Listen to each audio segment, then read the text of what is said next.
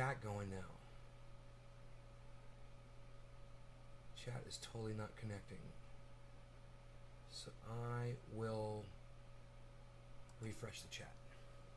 30 seconds in.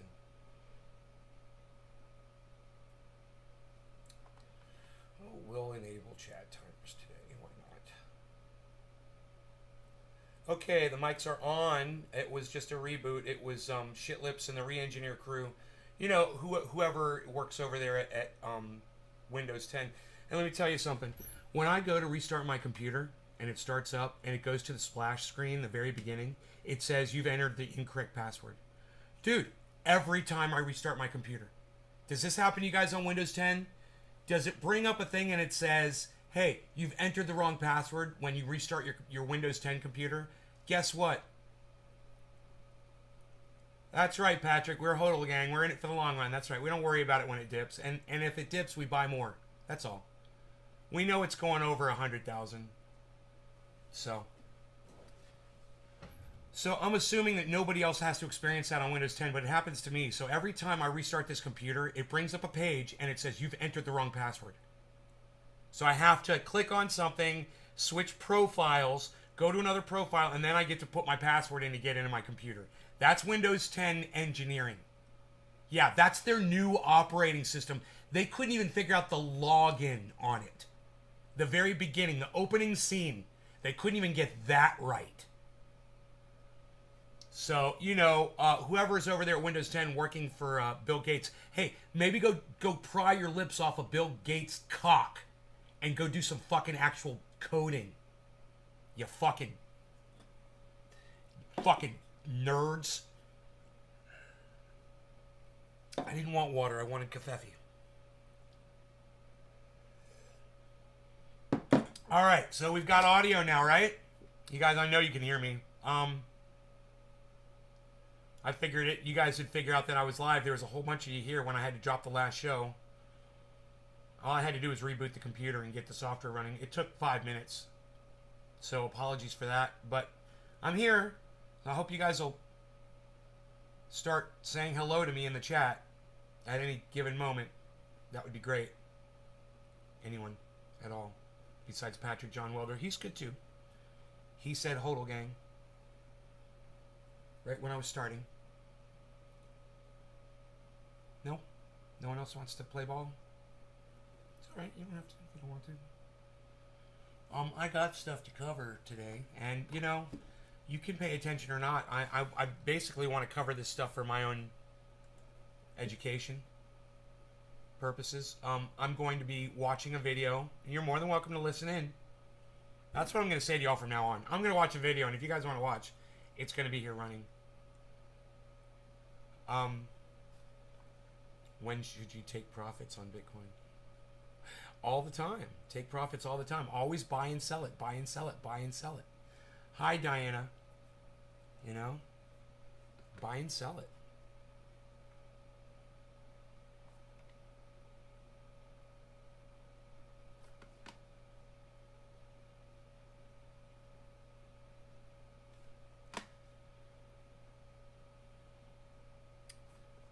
Secular Talk is live. Oh, no, he's not live. He says premiering now.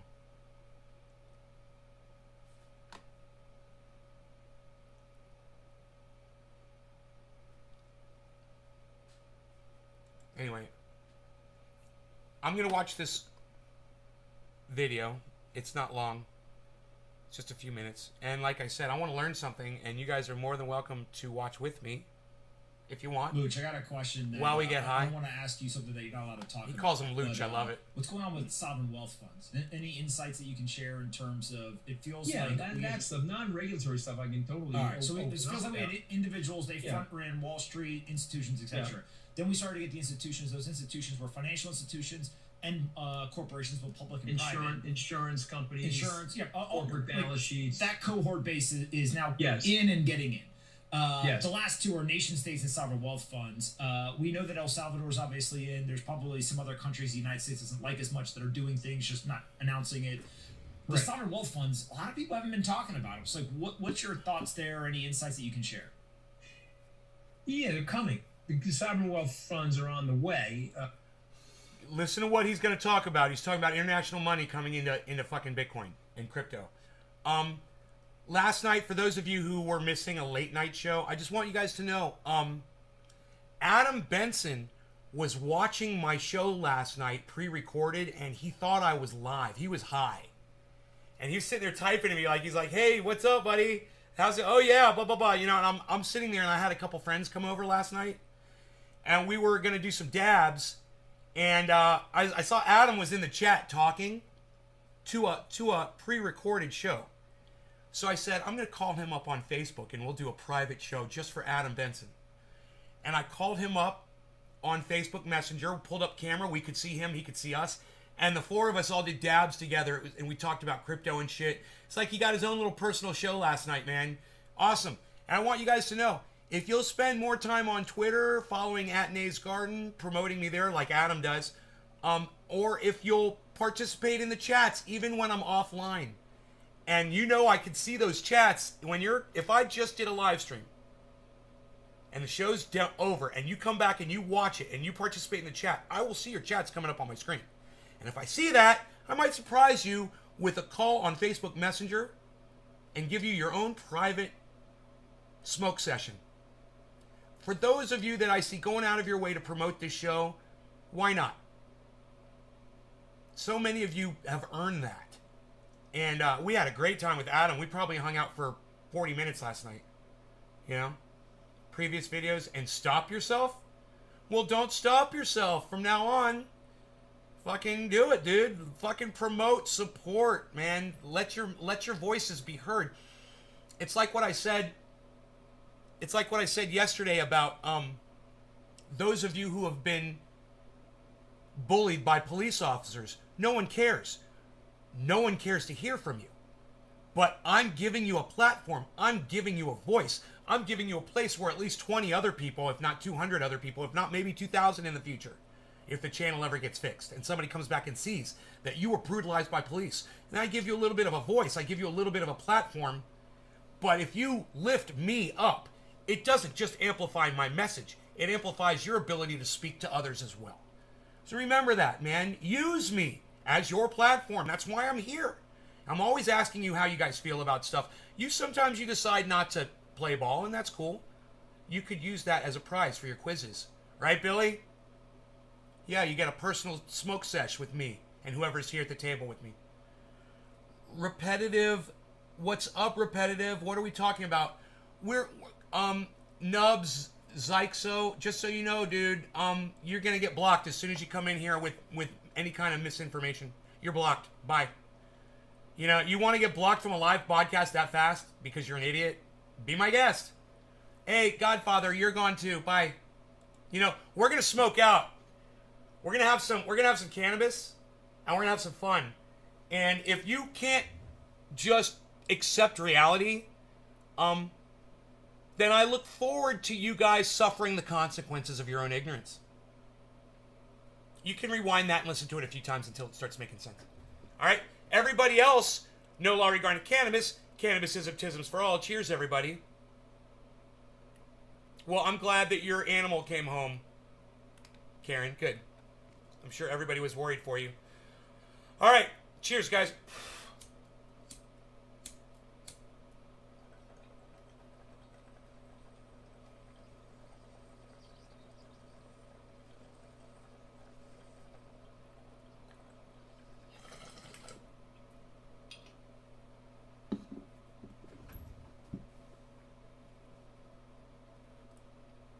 Repetitive.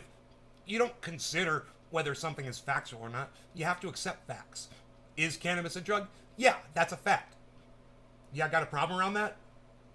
I'm literally using drugs right now. You got a problem with that? Caffeine being one of them. Caffeine's a drug.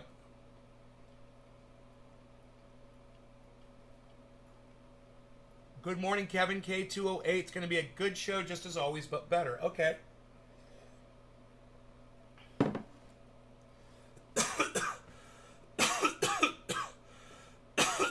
Man. I guess you love drugs, Stephanie. I guess I love drugs. Drugs love you, Stephanie. I love you, Stephanie. That was easy, wasn't it? That's a little harsh, actually. I'm gonna have to dispose of that properly. Let's do a dab instead. Kind of hurt my throat just a little bit. Stephanie, oh, you're sending me hearts and smiles. Crazy love. Ooh, I like crazy. Crazy's good. We like crazy.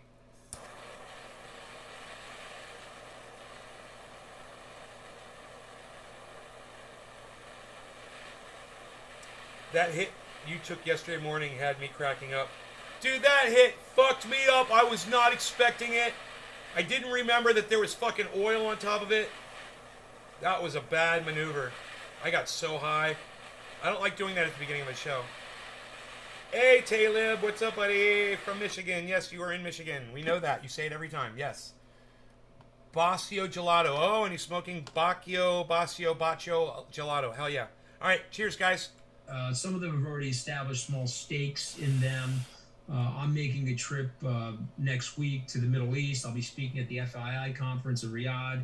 I have a whole slate of meetings with different sovereign wealth funds related to this topic. I think that they're open-minded. You know, I will share this with you. I can't give you the name of the fund, but I have one Middle Eastern sovereign wealth fund that's a big investor of mine, and they really wanted to redeem on me when I made the Bitcoin investment. And I begged them to be patient. I begged them not to.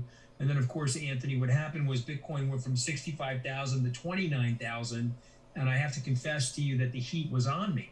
And I went over there to see people, and I said, please, you know. He could have gotten his head cut off. Be patient. Here's how we're thinking about this. And yesterday, you know, I got a call depending on who he's dealing with. From the head guy, and he said, you know, I just want to thank you for bringing me into the future. I now see what you saw. The vision. You were bold enough the laser eyes to do that for me. And he said in the history, I'll share you. He says, you know, we've got these art consultants. You see it for what it is. And Joan Whitney Payson, who owned the Mets, her daughter once said, well, God bless our art consultant, because there was an artist that cut his ear off named Vincent van Gogh, and we bought the art for $300,000. And in 1987, we sold it for $41 million, which was a big number back in 1987. And she was like, well, thank God for that art consultant, because he saw something in that artist that was going to manifest itself into the future. You know, and that's what it reminds me of the Best Business Show, Ant. What my father started this company, this mini storage business, years ago when I was 15 years old. And my buddy that I was in high school with, right? And we graduated high school, and him and I went to college together, and we graduated college, and we were out of college, I believe, but he was very young. And he calls me up on the phone. He's like, I need to talk to you. We want to get into your business. We want to start a mini storage business. We think it's a great idea. And that was my buddy Lance. And he had the laser eyes, man. He had the fucking vision. You know, not too many people my age at that time had that shit. But Lance was all over that shit. And he said, can you set up a meeting between the manager of your company and me so we can, you know, I want to learn some things, and we want to build a project. And I was like, absolutely, bro. That's fucking exciting. I mean, it's always good when you've got competitors that you're friends with in the business instead of complete fucking strangers, you know, who don't give a fuck about you. And if your competitor, you know, a few miles down the road or in the neighboring town is somebody you went to high school with, well, then you're going to throw each other fucking business. You're not going to try to fucking hurt each other, you know? And when somebody comes into, you know, Edgewater and says, hey, man, you know, I'm starting a business in Lake Mary. And we'd be like, well, we don't have a place in Lake Mary, but check out our friend Storage Plus out in Lake Mary. They're great. And you'll love them. They're very nice people, and they send us business all the time. And, you know, and that's how it is. And it was like that with the recording studio business, too. You know, I had friends that had recording studios. Yeah, we competed. Yeah, I was jealous when I found out they got a great band that didn't come to me. But at the same time, dude, if I was booked And there was no way I could. And somebody was like, "We got to get this project done, and we're gonna get it done." I'll tell you where to go.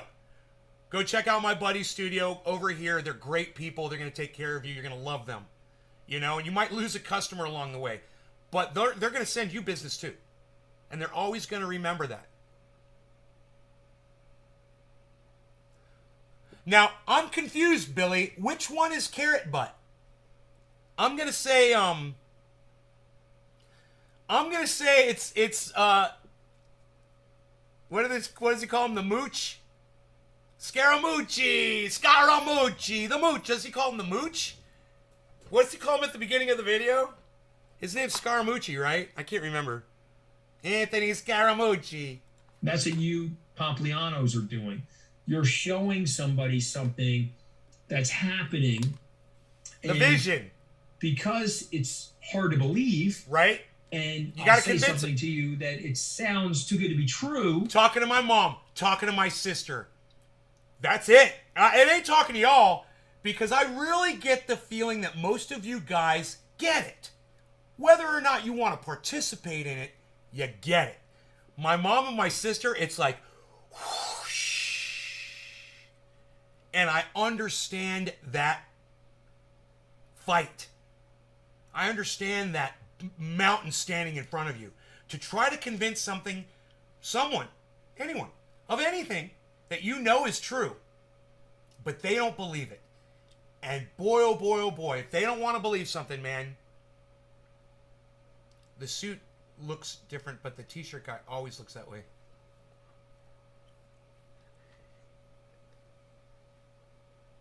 The smiling one.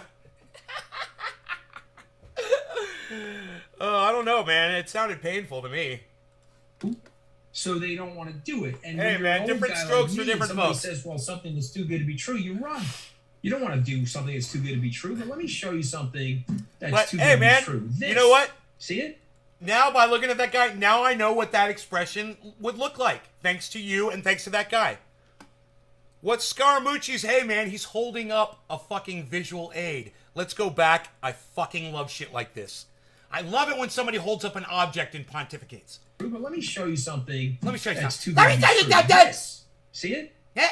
This is too good to be true. Okay, that eats up the world. It takes all the books in my library, all the photographs. I've got access now to all the information. Let me ask Happy you quarter of the hour. No law Would you regarding like cannabis. to Cannabis roam isn't just for all the cheers. Library of Congress, or have my smartphone to do a research report? What would you like to do? Would you like to go to the Dewey Decimal System? No, in smartphone. the Library of Congress? Give me the smartphone. I'll find it in 3 seconds. Fully charged for the day. What would you like? For Smartphone. years, I've always thought the Dewey Decimal System was stupid. Yeah. All right, but the point I'm making is this phone is too good to be true, and the market capitalization of Amazon or Apple, too good to be true. $10,000 going to $21 million in 24 years, too good to be true. So this is technical properties that are happening before our eyes, and we either have to accept and embrace them and be willing to propitiously allocate to them. So let's say you don't believe me or you don't believe Anthony Pompliano. How about 0.5% of your portfolio? How about 1% of your portfolio? You know, Plan B, I think you've interviewed him, Pomp. Plan B said to me on my podcast, if you took 1 cent and you put it in Bitcoin 10 years ago and you had 99 cents in cash, and that was your asset allocation, that was your tactical asset allocation model, it outperformed everything. Everything. Okay, so guys, put 0.5% in, put 1% in. This is the early innings of a technological revolution. Man, he does a much better job than me. I need to have my mom and my sister hear the last 2 minutes of what Anthony Scaramucci just said. I'm telling you that he just fucking nailed it. Now, anybody that would choose to work for Donald Trump, you know.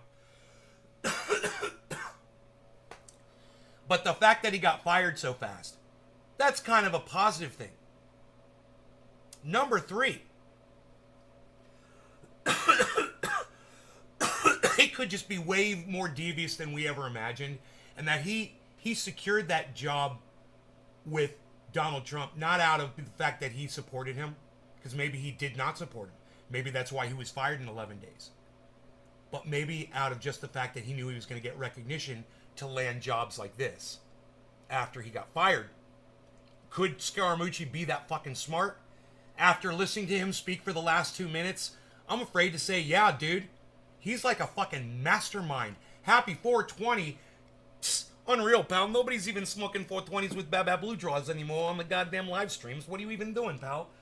What are you even doing, pal? Nobody's even doing it like that. What are you doing? Hey, man, while I'm doing this, I'll go back. I'll listen to that one more time. Phone fully charged for the day. What would you like? Okay. For years, I've always thought the Dewey Decimal System is stupid. yeah. All right, but the point I'm making is this phone is too good to be true, and the market capitalization of Amazon or Apple too good to be true. Happy 420, everybody! Cheers. Going to $21 million in 24 years. Too good to be true. Listen. So this is technical properties that are happening before our eyes, and we either have to accept and embrace them and be willing to propitiously allocate to them. So let's say you don't believe me or you don't believe Anthony Pompliano. How about 0.5% of your portfolio? How about 1% of your portfolio? Plan B, I think you've interviewed him, Pomp. Plan B said to me on my podcast, if you took 1 cent and you put it in Bitcoin 10 years ago and you had 99 cents in cash, and that was your asset allocation, that was your tactical asset allocation model, it outperformed everything. Everything. Okay, so guys, put 0.5% in, put 1% in. This is the early innings of a technological revolution where the blockchain and things like Bitcoin are going to de-layer the society. If I were American Express or Visa, I'd be worried because the transaction speeds per minute over the blockchain are way faster. It's way cheaper. Why do I have to, as a merchant, accept a 3% charge 10 years from now? Why will I have to do that? If everyone's got a smart wallet and a smartphone and some interoperability on the internet over the blockchain, why would I have to do that, guys? You're not going to have to, obviously. Right. Well, no more. See, Ant, you don't remember this. You kids are Italian kids, but I'm going to set you in 1985, probably before the three of you were born. I'm waiting in Rome at the post office to get to a phone booth to connect to an AT&T operator to call my mother. Okay, to let her know, because I could call her once a week. It was $3 a minute. I could get her on the phone to let her know I'm okay. So waited online. I got into the phone booth. AT&T operator, here's my credit card. Hi, Ma, I'm okay. $10 phone call for 3 minutes. Fast forward, we're doing this costless over the internet, right? I can log onto a Wi-Fi in an Italian cafe, make a internet phone call to my mother for no charge. That's what's going to happen to financial services. Banking. It's happening right now. Right. Okay, you just happen to be at the forefront of it. Dude, I just moved thousands of dollars from Bitcoin. I took a little profit from Bitcoin into my bank account. 0 charge. It cost me nothing to move that money. Number 2, it was in 1 second, the money appeared in my bank account. From crypto. From Bitcoin. That simple. Sell the Bitcoin, put the cash in your bank in 1 second. You need some cash to go buy something, whatever. Okay, take a little out of crypto, put it in your bank real quick, for free, use it in your bank, whatever you gotta do, pay your mortgage, truck, buying gas, whatever. Cool, great. Keep that low, because it's not doing anything. And keep that goddamn piggy bank in crypto. Crypto is your piggy bank. Crypto is your savings account. Crypto is your checking account. Crypto is your store of all of your wealth. You have to think of it like that. It took me a while, guys. I didn't say that at first. I was like, remember, only put in what you can afford to lose, remember? I used to say that. I don't say that shit anymore, do I? He's literally saying put in fucking 0.5% of your net worth. That's what he said. At least do that. Put in 0.5%. Put in 1%. At least. Don't miss it. You know? So this is he expresses it so eloquently. I'm really impressed. I'm surprised he was fired by the Trump administration. You know, Trump would be president. Guarantee you guys. Donald Trump would be president of the United States today if this guy was running the fucking show. I guarantee it. Donald Trump. This guy made Donald Trump shrivel up that big, and that's why he got fired. This guy has the laser eyes. This guy has the vision. I'm a little bit farther behind from you, but trust me, I'm catching up. And I'm just trying to educate my clients that that's what's happening. Okay, yes, I made that phone call because that's all we could do back in 1985. But today I can talk to her over Zoom costlessly. She loves you. I already know. I don't even have to talk to her. She's an Italian mom. She loves you. Hope to God, man. I renovated the house. A good Italian son's supposed to do. You know what I mean? Yeah. I pay for the Gucci, shoes. I hope she loves me. Damn. So, Ron Paul talking finances, gold prices. Does it get much better than that?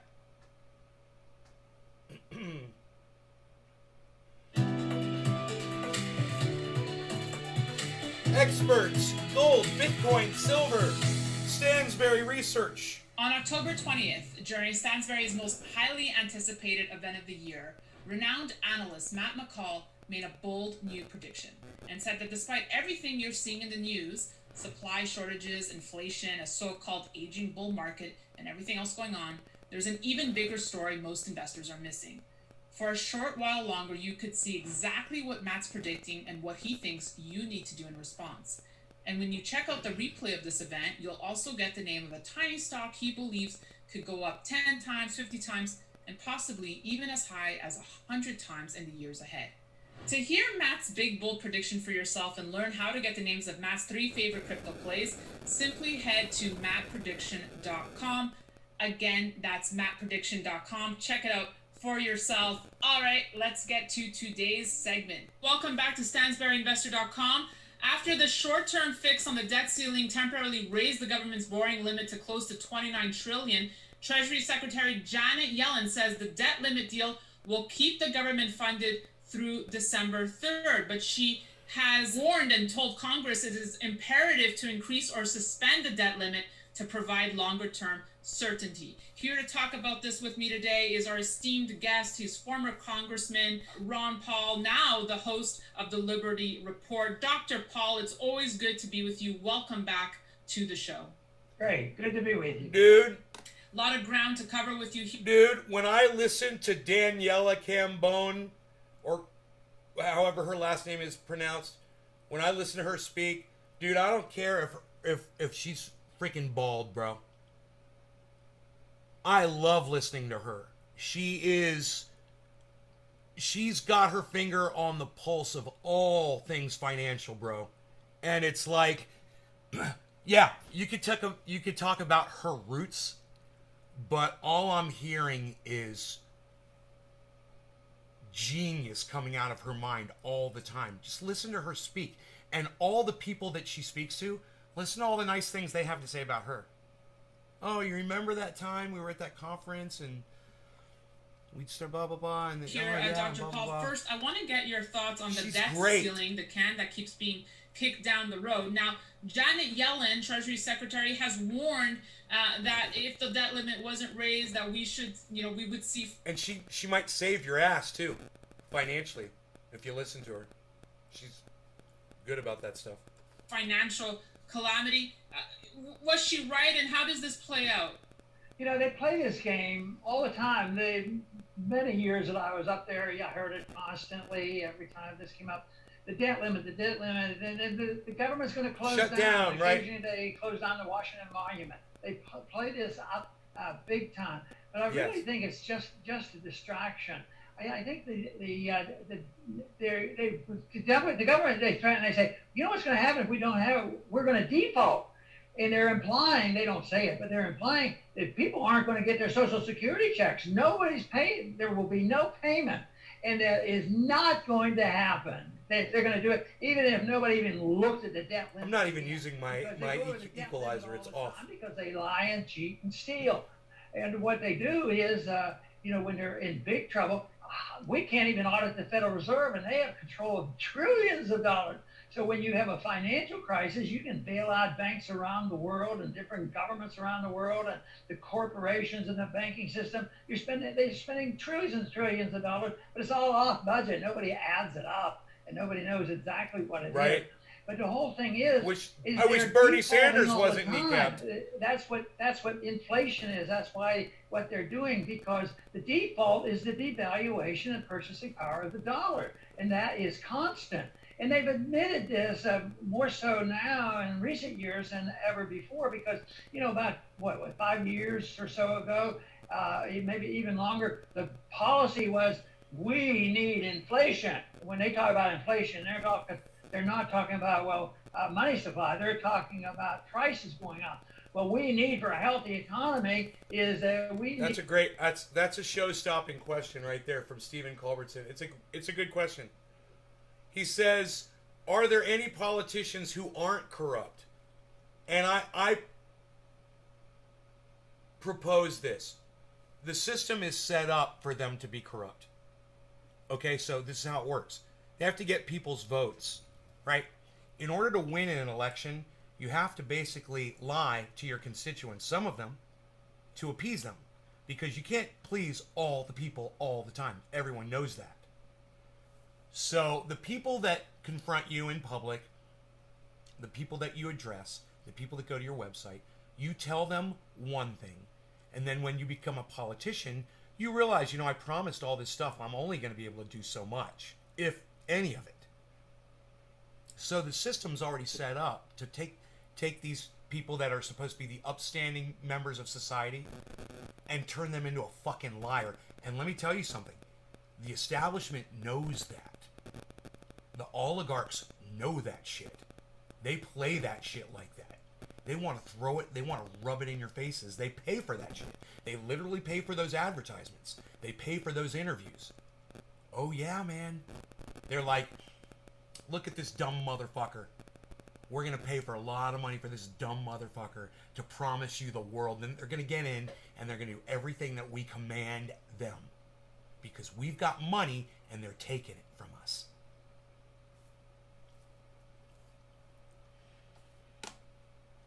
Need to have prices going up at 2% a year. Oh, that's not so bad. They're only going to steal 2% of your purchasing power every year. As they print money and inflate the currencies, prices go up, and it's hard to predict who's going to be punished the most and all. But that's what goes on constantly, and it will vary because of the subjective theory of value. Some things are going to go up faster than others. But eventually it gets out of hand, and I would say that's where we are right now. Prices are going up. So all those people that you've heard in Washington begging and pleading, if we only have 2%, the economy is going to be booming. Well, right now, so-called economy is still booming, and they're well over 2. No, I didn't talk about the killing on the set of the Alec Baldwin movie because I was texting my ex-girlfriend. Remember I told you she's previously, or still, I don't know, the makeup artist for Anderson Cooper. Her and I are chatting. She sends me this link. And it's a link to that article that one person murdered, another person injured, a woman killed on an Alec Baldwin movie set when someone fired a gun that was supposed to be a prop gun and it had bullets in it or something in it, projectiles, and now someone's hurt and someone's dead. It's shocking and it's it's sad, it's crazy. It happens way too often. People get killed on movie sets way too often. And there's no telling You know, I'm sure they're investigating it to find out what the fuck that thing was. Or some malfunction, or even worse, you know, someone wanted somebody dead, you know?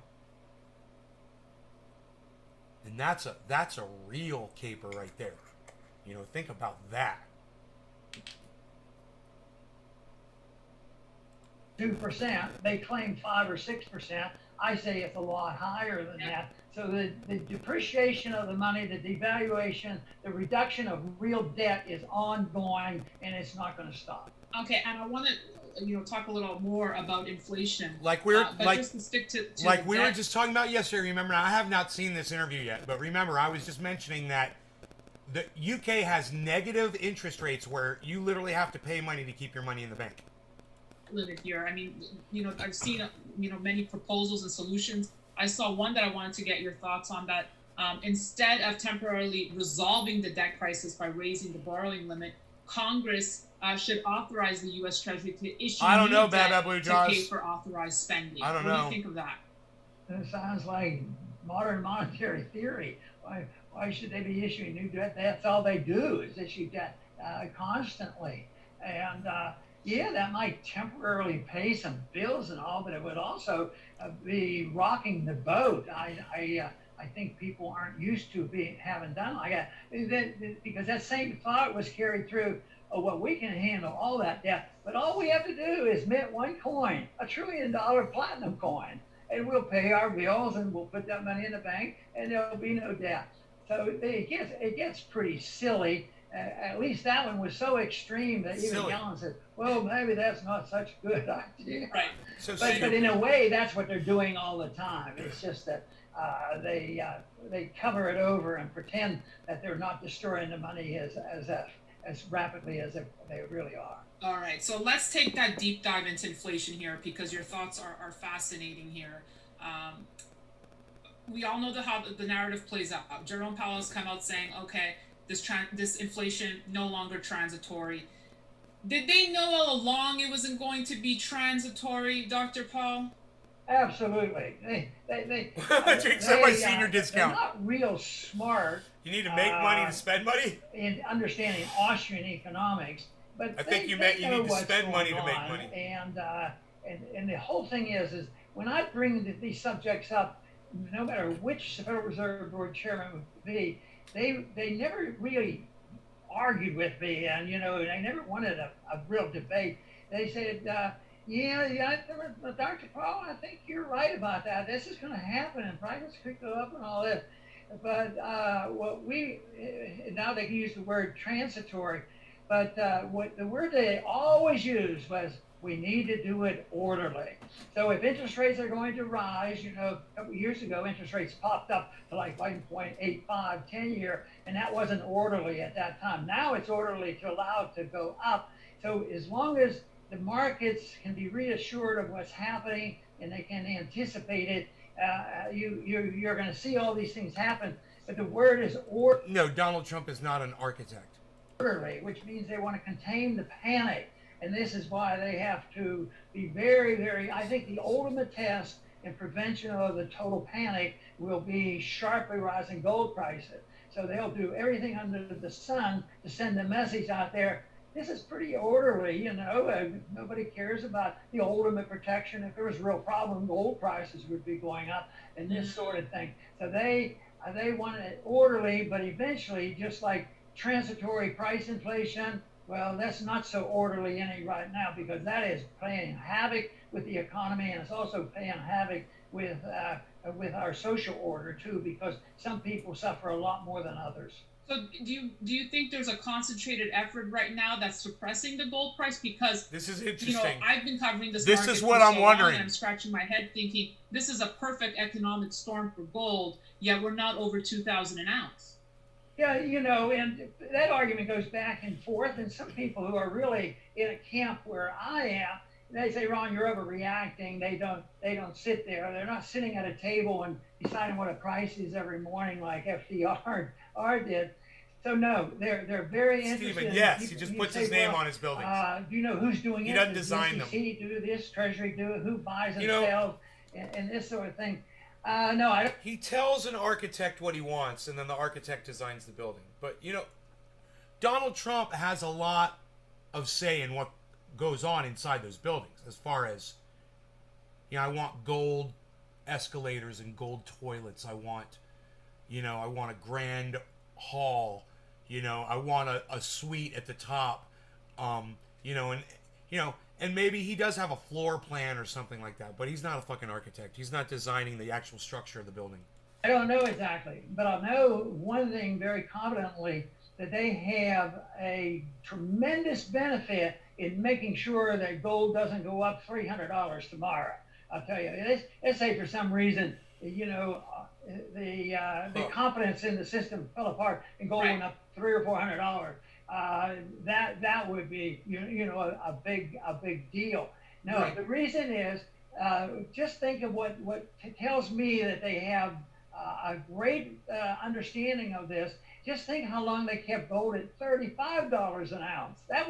It wasn't rigging the value of the dollar as much as rigging the ratio, the dollar price of gold. And from 1933 up to 1971, the market finally overruled in 1971, and then finally you saw the market. So as frustrating as it may seem, because you and I might sit down and we might look at the monetary numbers and say, gold should be $3,000 an ounce. We can make that calculation, but that's irrelevant. Ultimately, the market plays a big role in this, but they usually lose control. They're talking about transitory, and I think they've lost control of that already, because 2% is all they wanted. And now they're admitting 6%, and next year they'll have to admit there's 8% or something like that. But it serves their benefit, and they have done it for years. And under the when it was very necessary to really secure our empire and get the security of the reserve currency of the world from 33 up to Bretton Woods breaking down. That is exactly what they did, and they got away with it, but they were rigging the price. And finally, the market says you can't rig it anymore. And this is when I got interested in economics in the 60s, because there were people writing, they ain't going to last, it's not going to last, it's going to break down, and you're going to see gold explode. And subjective theory of value helps to understand a lot of this, because you can't look at a number and translate it into such and such happen, because there's a lot of subjectivity involved, but there are also economic laws that they cannot repeal. Right. So I just want to hone in on a key point you made there.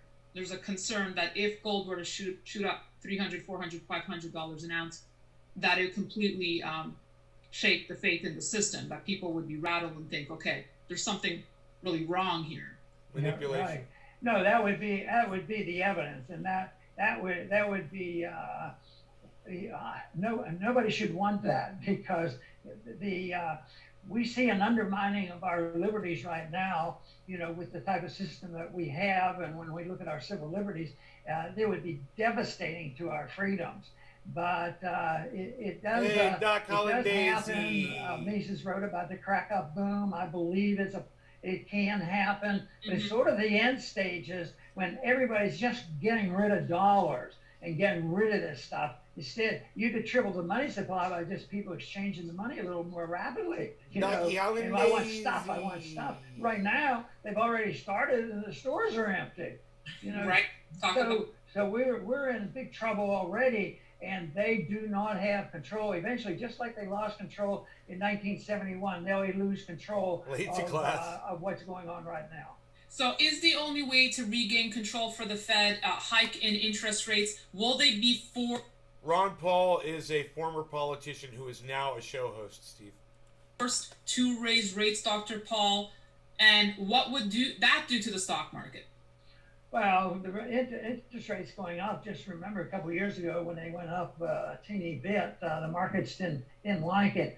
So if they do it deliberately, and they're probably allowing certain things to happen, as long as it's orderly. We don't want it to go too fast. But if it got out of control, yes, I mean, all the prices are going to skyrocket, and there's going to be the continuation of the abuse of our civil liberties, not only with monetary authorities. Everybody's checking account. If you have $600, you're going to be checked on and monitored. So that will come because you say, well, maybe they're not going to continue spending. No, the damage has already been done. The welfare state has been institutionalized. The warfare state has been institutionalized. We do have an empire which we can't afford, and right now It's fucking baked into the cake, and you can't fucking undo it.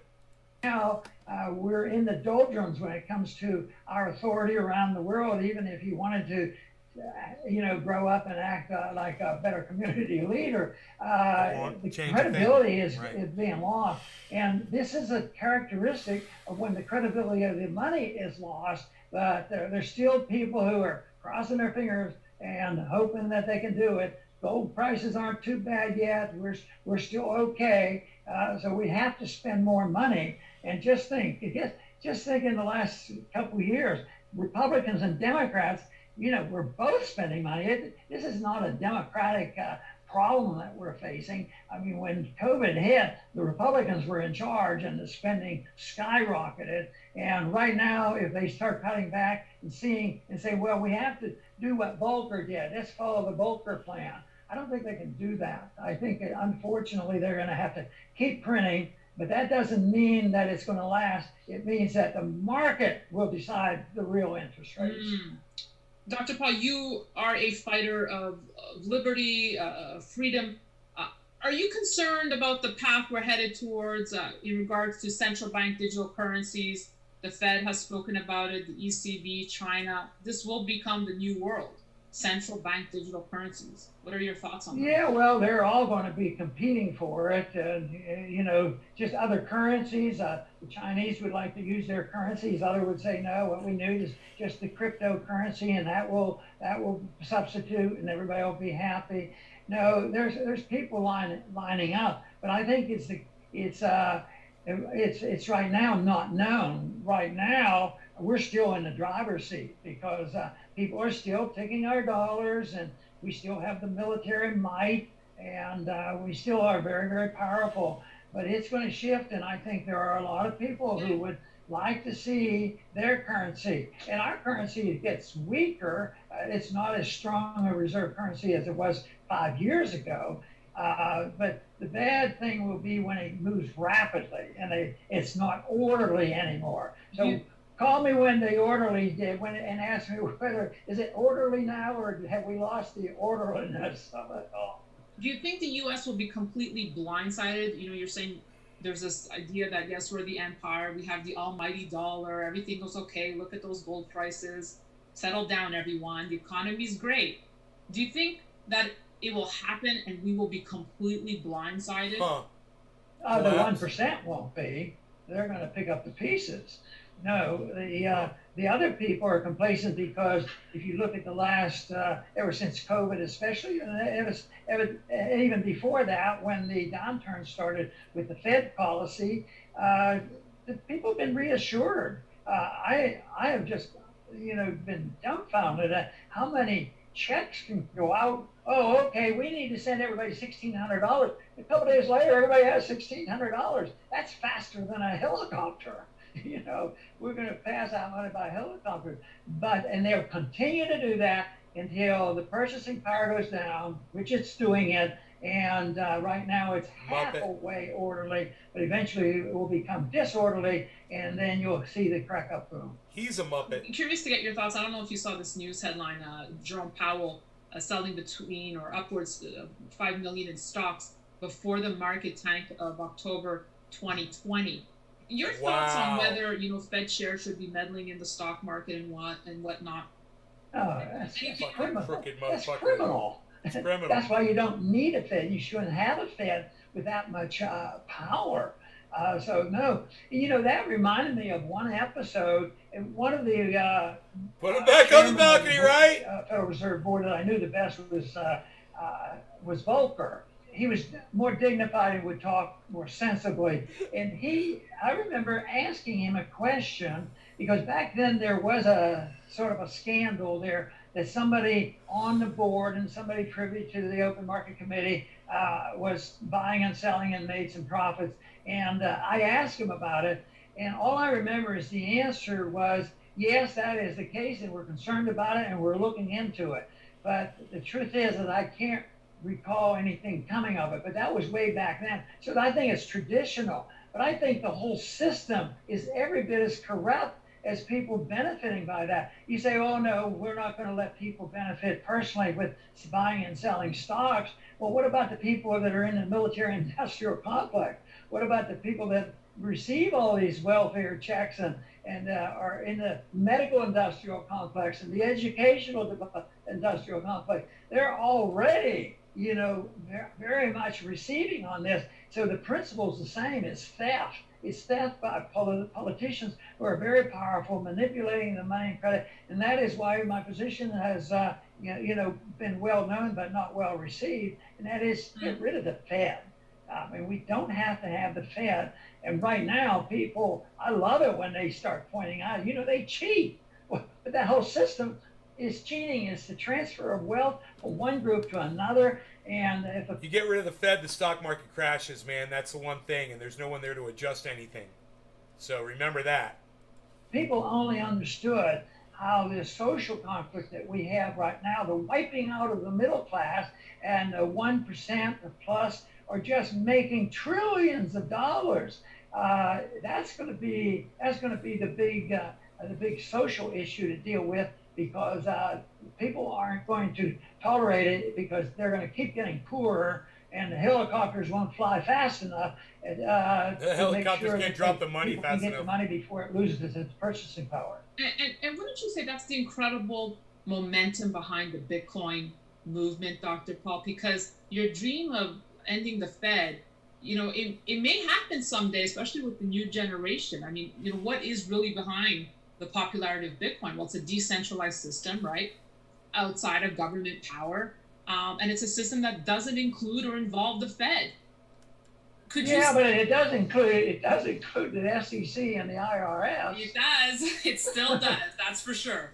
Because I love the idea of the principles and what it wants to have done in the absence of government being involved.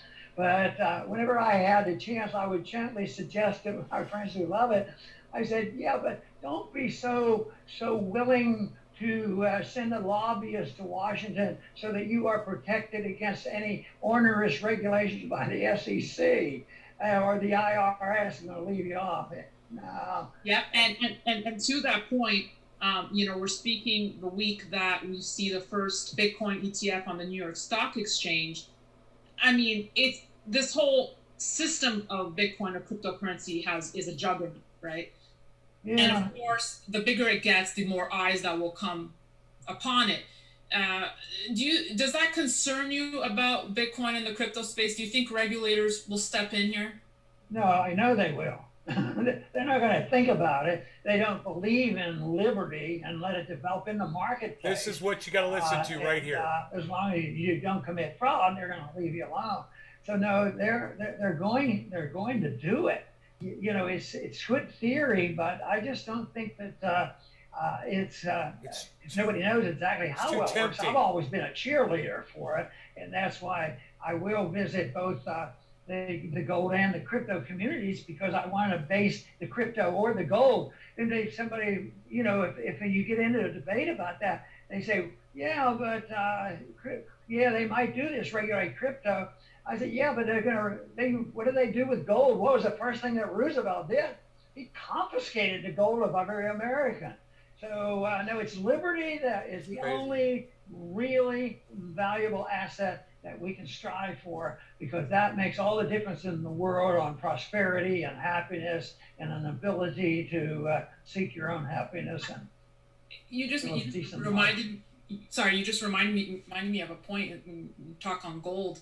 I was having this conversation with someone, and maybe I'll ask you this as well. Do you think we could ever see gold confiscation happen again? Let's pretend, or let's say the economy does get really bad, gold prices shoot up or become, hot. Yeah, but not like they did before, because I think the people holding gold right now if they make the announcement tomorrow and they say, all right, all you show up to your bank right now and turn in your gold, that's not going to happen. I agree. I think there's a sentiment in this country. I think they're weak and we've sacrificed liberties too much. But I still think there's a significant group of people that believe they have the right to defend themselves and the right to own a gun, and they have belief in protecting financially and the right to own gold. And so that's not going to happen. But that doesn't mean you should say, oh, there's no sweat then. No, it's just going to be different. It's going to be, they're going to have so many rules on how you can use it, whether it's crypto or whether Look it's at Bitcoin gold. dropping, guys. Let's say people still will think in terms of dollars, and you want to go out and buy a house for a couple $100,000 and you have it in gold. Well, you have to get the transaction, and you have to, if you spend it, there could be a tax on the gold. What if there's a 50% tax on every Right. time you spend your gold? So that's why I always get down to, yes, the power of authoritarians in government is the problem, and we've allowed it to get out of control here. Unfortunately, we had a good start in this country, and we've had tremendous wealth that we have been consuming for the last 100 years. But now we have literally undermined that system that produces great wealth and great prosperity. So, are one of the best solutions to have your gold outside of the United States? Well, for some people like to travel and they can travel easier. And right now, I won't even get on an airplane. I'm not going to go overseas.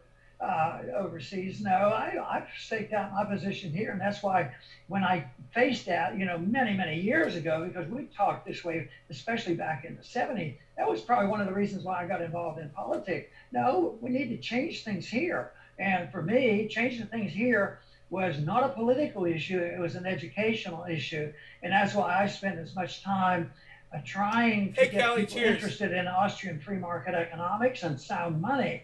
As anything else, because that is the difference. If you live in a free society, if we all went broke tomorrow, 100% wipeout, and we had 100% of our liberties back again, no IRS, no Federal Reserve, no taxes, nothing like that.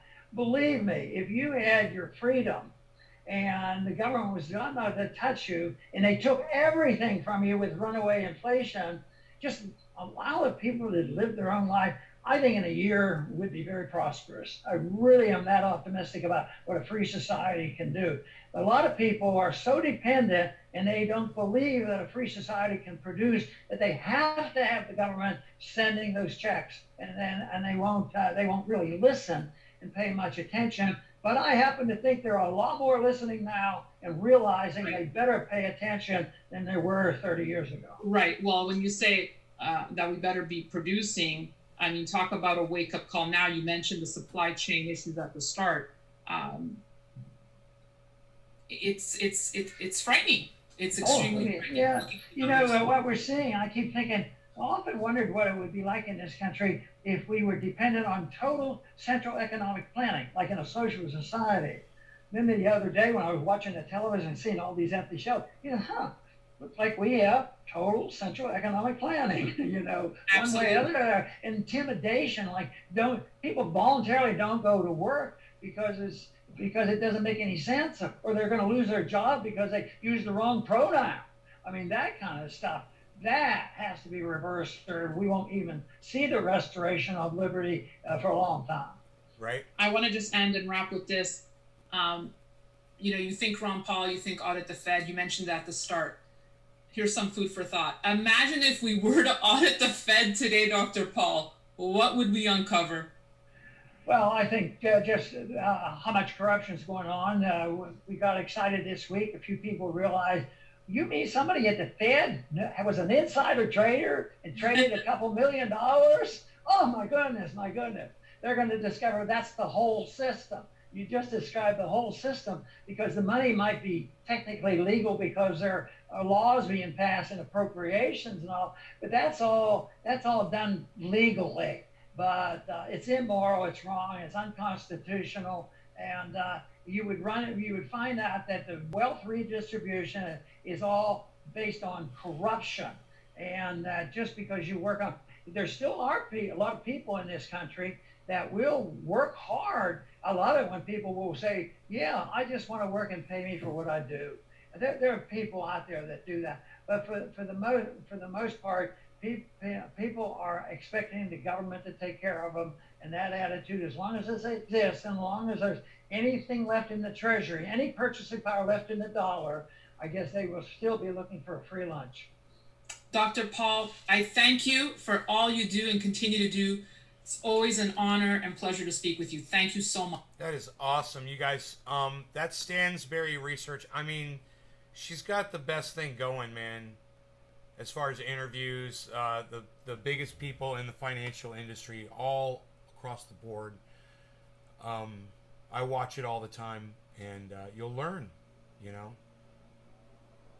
So,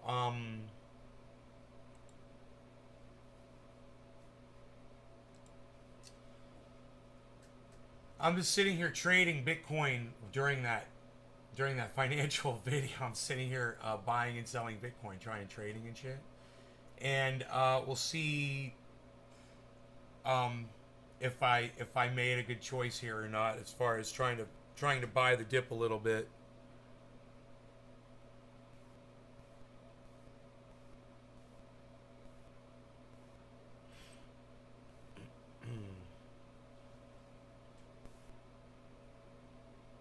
Yes, cheers. Top of the hour it is, isn't it? Wow, we've been just dabbing like crazy. Here we go.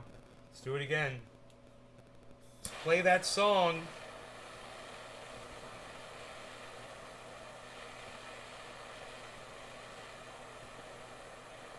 Who thinks it's going to go underneath 60,500?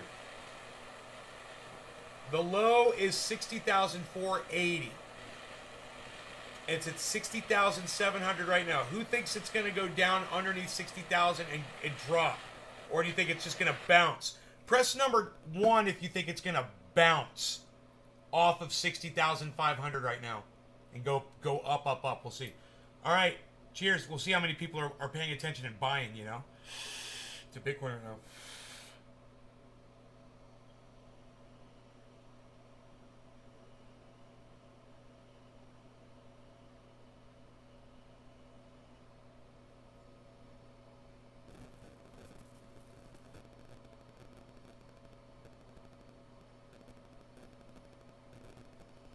There it is. Hit 500 and it's bounced, but it's going to go down again. It bounced up, but it didn't bounce up high.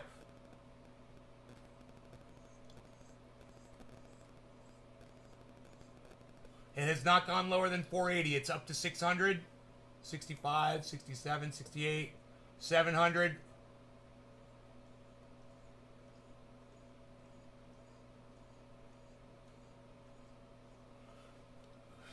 I tried to buy in at 60,500 as close as I could.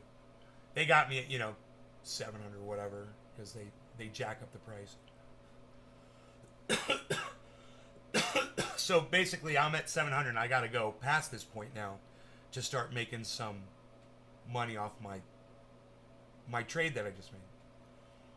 So I'm literally just trying to make a few $100 right now on just a simple trade.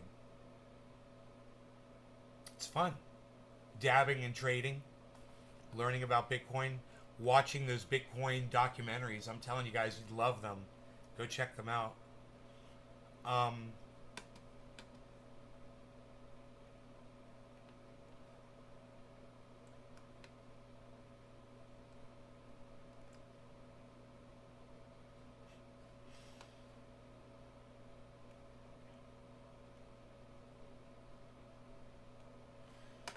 Okay, let me check the news articles. They all saw it hit near 67. We're thinking they can make a quick buck now, which they can. Yeah, there, it's under. New low, 420, 400. It's dropping right now, 60,400. It went under. It's lower. Is it going to drop now? That's the question.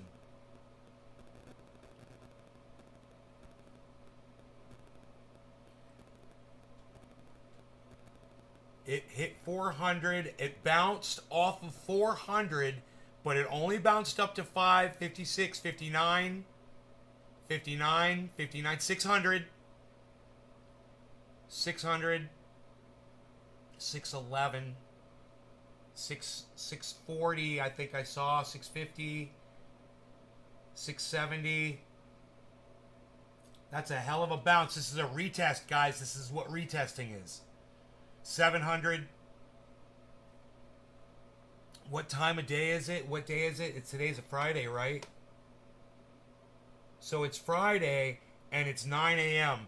It's looking good, guys. It's a good thing. There's a lot of people like me right now that want to make some money. So there's a lot of people that are going to be purchasing some Bitcoin right now. So let's see what happens. It's interesting. They're going to want to use this movement to their advantage, you know? I'm looking at it, and after looking at the drop,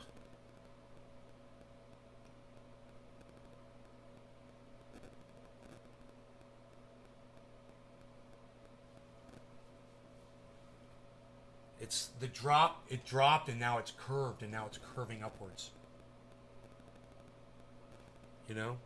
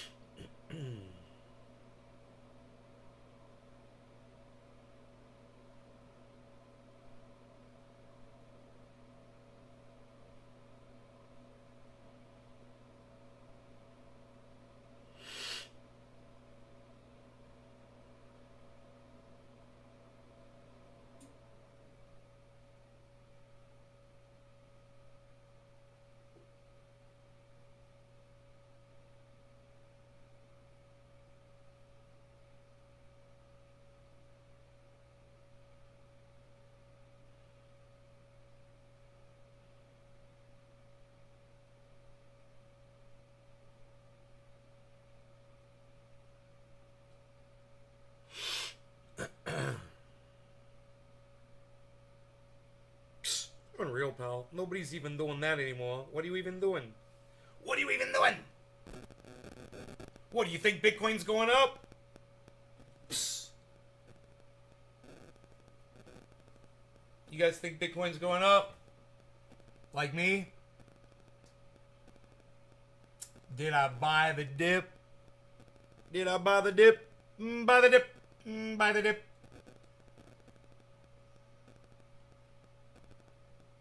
It's going back up soon. People are about to buy this dip. They all saw it hitting. They're thinking they can make a quick buck now, which they can. Right, so let's see. 87. Is it going to go to 61?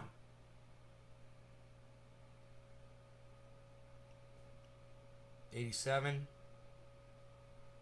Again, it's hitting 870. 870 again. Huh. That's an interesting place to be bouncing off of.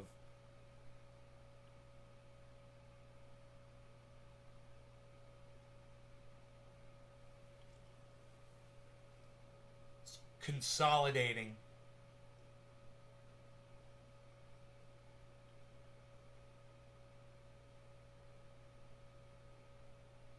It's consolidating on its way up. I think it's going to pump. I think it's going to pump.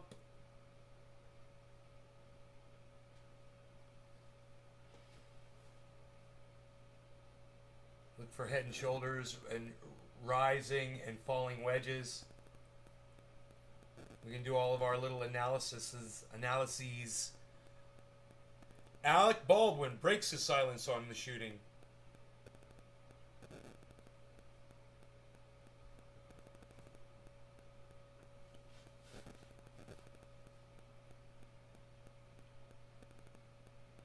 Dude, it was Alec Baldwin who fired the gun.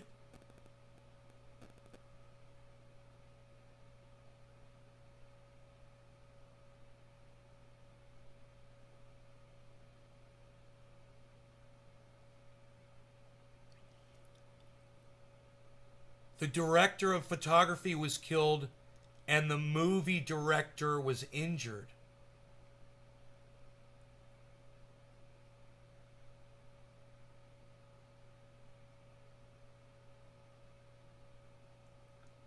Dude. What the fuck? I didn't know it was Alec Baldwin, bro.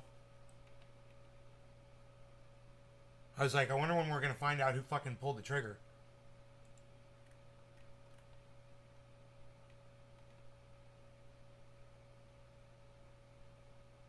I mean, I wonder what the situation was. I wonder if he was fucking around, man. You know? Right, right. Why would he be pointing a gun and pulling a trigger at them?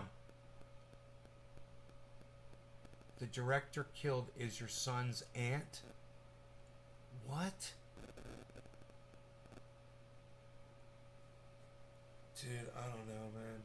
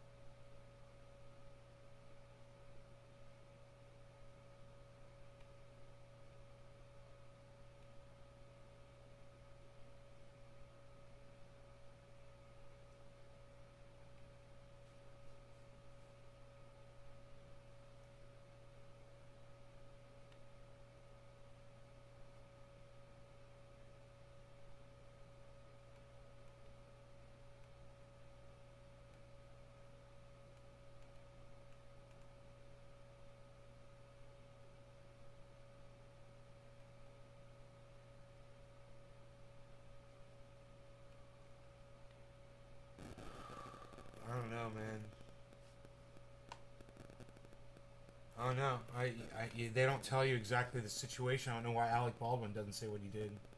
Just say what you fucking did, dude. There's obviously witnesses. They're on a film set. It's probably on goddamn film. You know?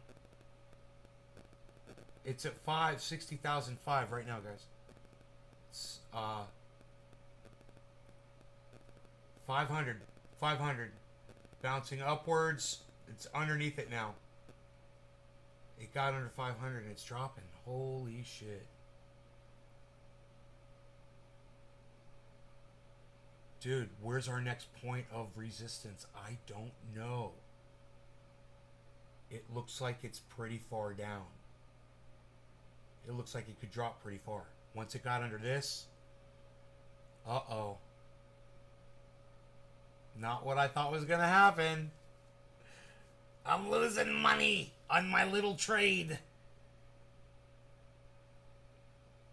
Will it recover, dude? It is dropping, but it's got to stay within that wedge line. It's got a long way that it can go down to. I'd tell you, it could all go down. It could easily go down to 6,100 easily before it goes back up again.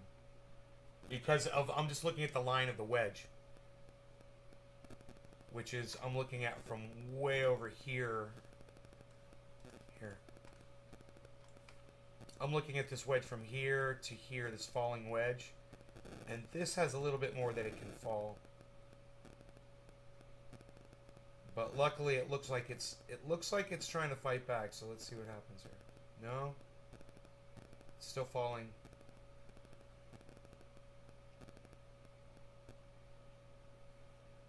It could go all the way to here, I'm thinking. Yeah, it could go totally down to the, at least to 200, 60,200 it could fall. I wasn't looking at that pattern before. I was even talking about doing it and I didn't do it. There's a yellow marker. That's a big, steep fall. So that yellow marker at least slowed down that fall. A lot of buying right now. A lot of buying at 250. A lot of buying. Uh-oh, under 250.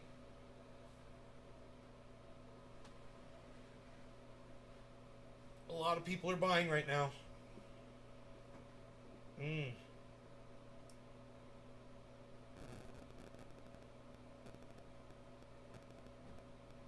look at Ethereum's dropped under 4,000 to 3.9.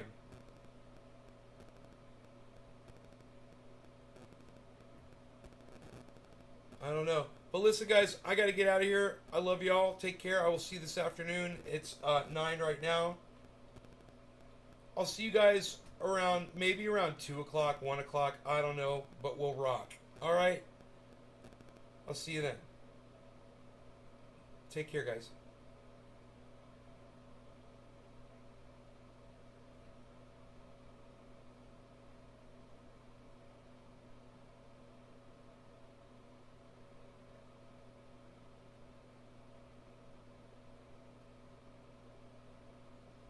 Hashtag keep it open.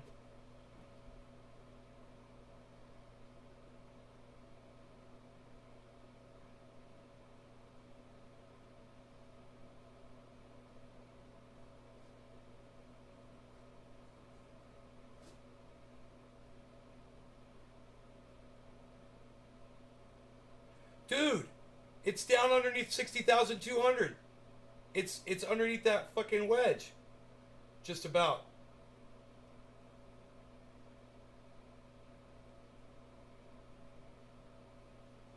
I'm looking for like a reverse head and shoulders, but there ain't one, bro.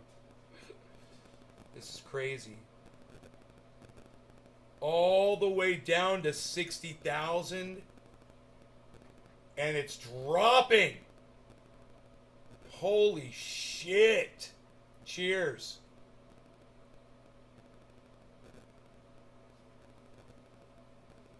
I think I've got another place I can purchase Bitcoin, and I want to right now.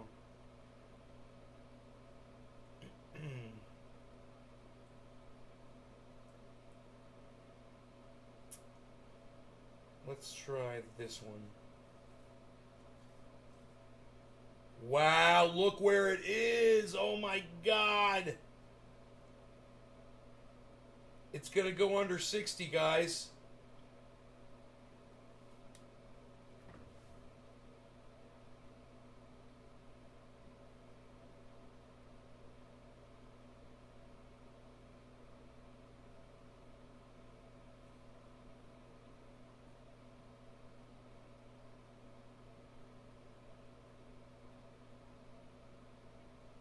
There it is. It hit 60,000.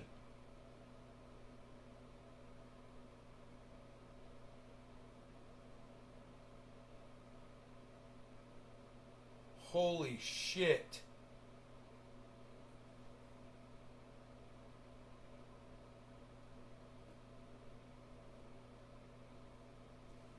Holy shit. Look at that yellow marker. Is it going to get a double yellow?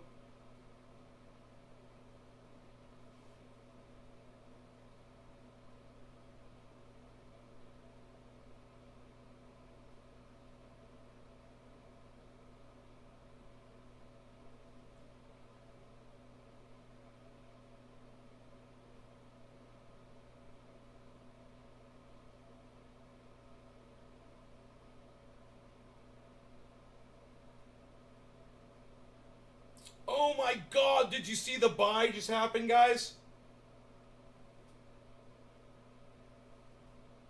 It just jumped to 60,008, 6,100. Fuck. Dude, because everybody was fucking buying.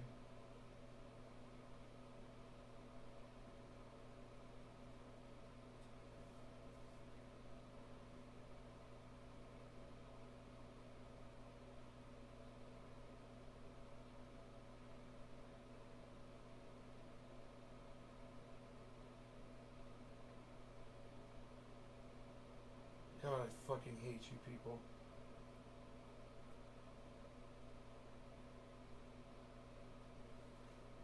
Fucking assholes.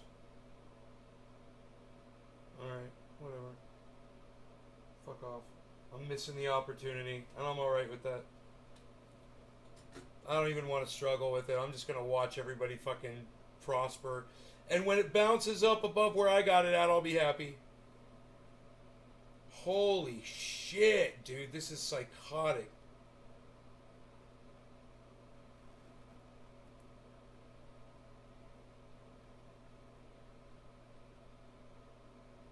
What a amazing bounce and recovery, guys. Look at the V. That might be the beginning of a reverse head and shoulders, guys. For a big pump upwards. There's a shoulder and a head. Let's see if it goes down and matches this point right here. And then it'll shoot upwards. Okay, let's see what happens. It'll go down to like 60,350. Retest 350 and then bounce up. And then it'll level off and then go up. That'll take a few minutes though. It's not going to happen quick. But like I said, it's Friday morning and everybody's up and people want to make money right now, so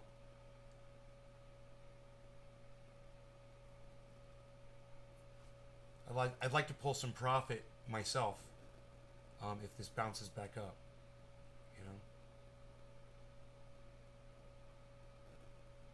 I mean, pulling profit for me right now wouldn't be bad. Anyway, my buy-in on Bitcoin is way underneath 60 on the average, so it doesn't matter. But I could make a lot more, and I'm thinking in terms of a specific trade I just made, you know.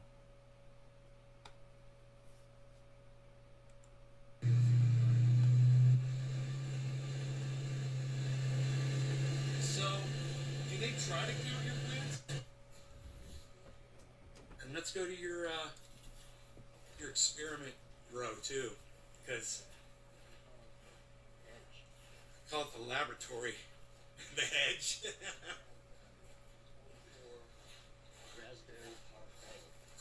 Raspberry parfait.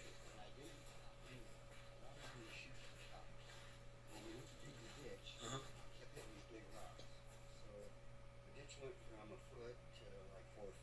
Wow. Wow. Okay, now I want them to see these are almost 20 feet tall. He said about 17, I think. Check him standing out in front of these guys. Yeah. Oh, we see it. We see it. Oh my goodness. Wow.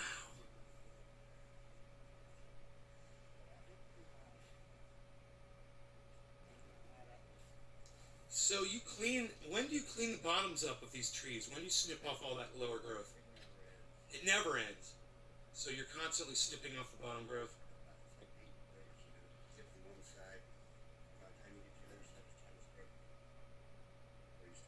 Does that help you achieve this giant growth that you get by taking off the bottom, you think? Or is that... No, you don't think that's it? I think it's a Lake County environment. Mhm. It's big holes Mhm. and seed plants. Seeds. None of these are from clone. They're all from seed. So you have to worry about whether or not you're going to have a male or a female out here from time to time. So I usually have backups, and I can usually achieve that by June 1st. An entire seed grow, and he attributes that a lot to the size of these plants. Wow. And the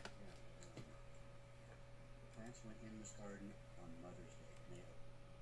Isn't that a great video? Oh, you guys could hear it, right? The sound, yeah, you could hear it through the microphones. You guys still here? Yeah, there's a few of you still here. So what do we do? Are we going to get our head and shoulders is our question. So we've got our shoulder and head, and we're waiting for another reverse shoulder.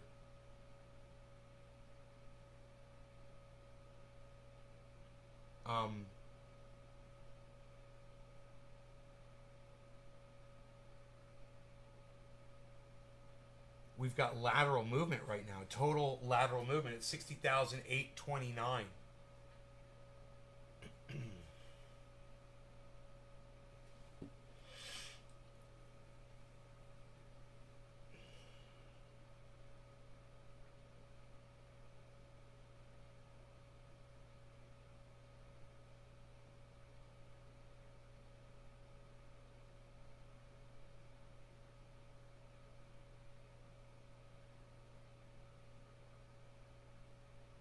There it goes. 60. You see that? It hit 61 and bounced down.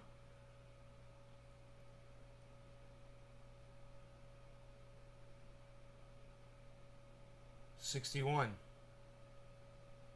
What's it gonna do? Is it gonna go back, dude, and make another fucking shoulder? Doesn't look like it, man. Here, let's back it out a little bit. See what we're looking at here.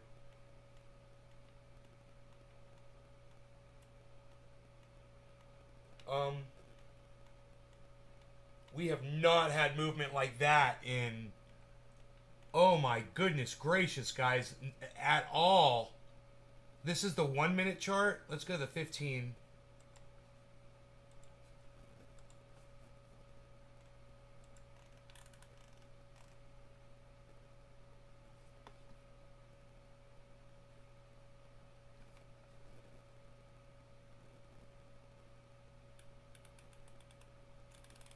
What are we looking at here? On the 15-minute chart, they're saying we're about to explode upwards right now, I believe. I don't know how to read the 15-minute chart like I read the 1 minute chart. But look, all that volume, guys.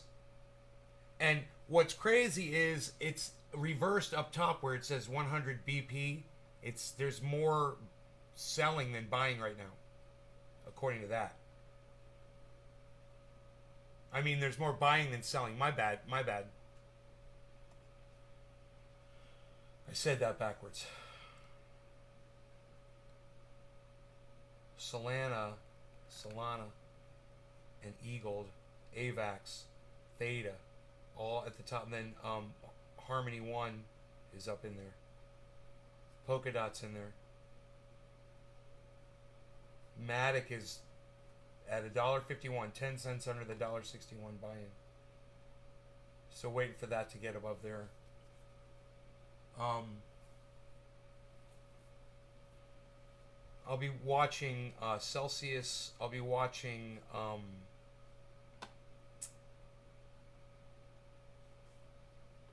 SNX, Synthetics, SNX, Synthetics. We'll be watching that one too. Which right now is at $9.50, SNX. Alright, it's at 61, and it is bouncing at 61.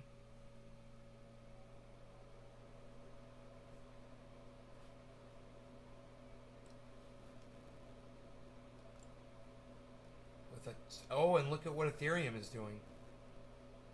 Ethereum's about to go over 4,000 again. That's good. It's headed upwards. So this is the 15-minute chart.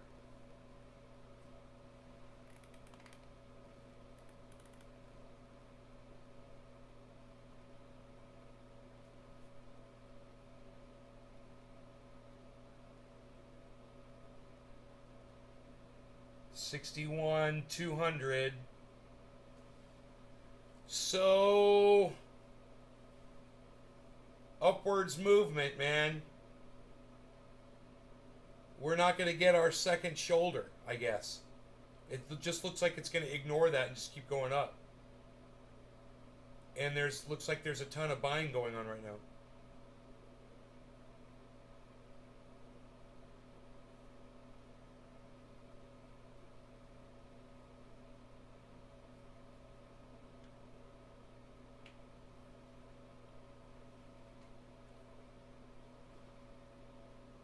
Dude, it's so strong. So you guys want to see that strength.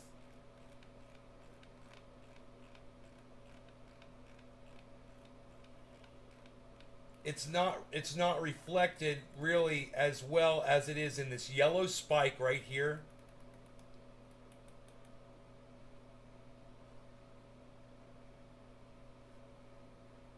And this yellow spike is kind of showing it. But let's go. This is the 15-minute. Let's go down a little. Let's go to 5-minute. And there you can really see the recovery happening in the 5-minute chart.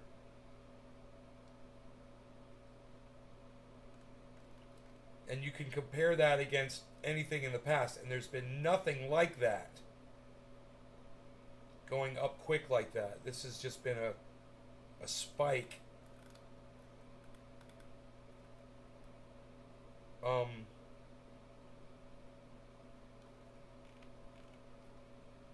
And once again, go back to that 1 minute chart, which I like. And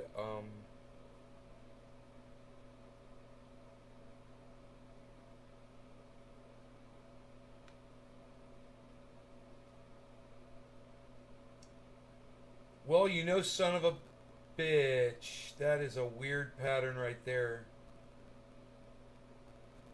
I wonder if that means anything. It's like a forming an M, a big one. Yo, Enoch, what's up? How's it going, brother? Trying to make money on a trade right now. I took some money out of the bank, bought some Bitcoin with it at what I thought was a dip. I'm waiting for it to go up so I could take the money back out and put it back in the bank. So I'm doing a trade.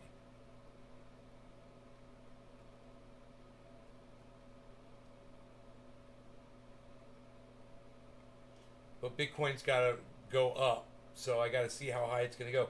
But I think I got it at a good time because I was looking at a chart on one of my handy apps here, and it was showing me that we were in the middle of a really a big dip that's hitting a recovery. Here. I saw that at the very bottom, and I said, I think that's about to hook up, and now it's hooking upwards, so I bought it that V at the bottom, and I'm hoping now it keeps going upwards. So I'm just going to keep my eye on that and see if it continues in that general direction. Plug my phone into power here.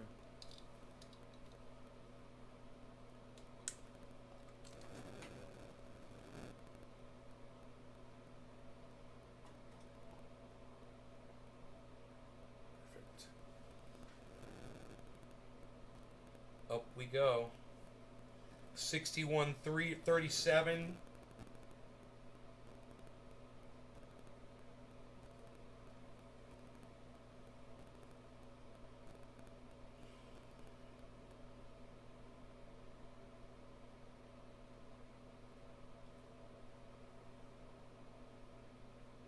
So it got up to 61.37. I thought it was going to form a reverse head and shoulders, but that never happened. It just started going up, which is uncharacteristic. It just for it to do that. And the reason for it is because it's Friday, and the market, you know, people want to buy into it before the market closes for the week. People want to make some money. So there's a lot of activity. It's a Friday, you know, so. And it's in the morning on a Friday. So I was kind of counting on all of that. And as I sit here and watch this activity right now, I'm really happy with when I purchased it, but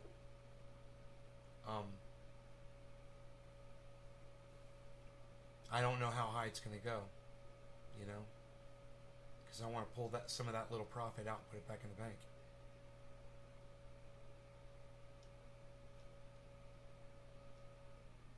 But I realized, man, it's like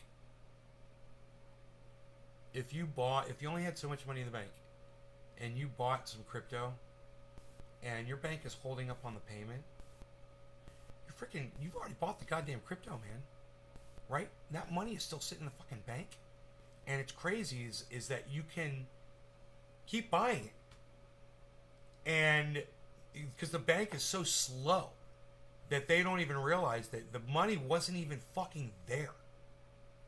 And then you make more money and then you just replace it. You just put it back in the bank before that thing even hits because they're taking their time.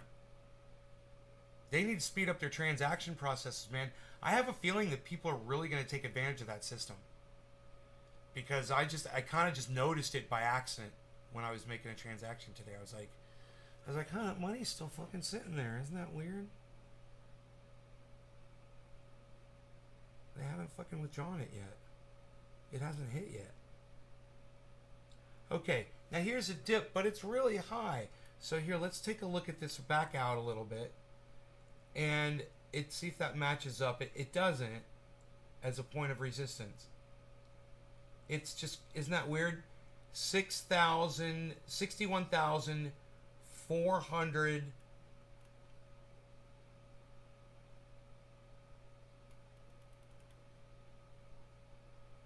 $61,387 roughly.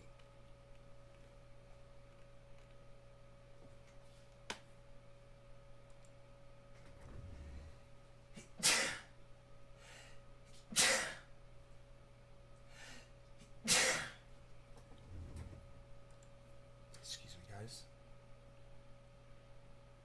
I was just about to do my hike. Take us with you. Keep it open. Yeah, I was gonna go, and something happened and distracted me, and I stayed live for some reason. I can't remember where I stayed live. I think Bad Bad Blue Jaws said keep it up, hashtag keep it open or something.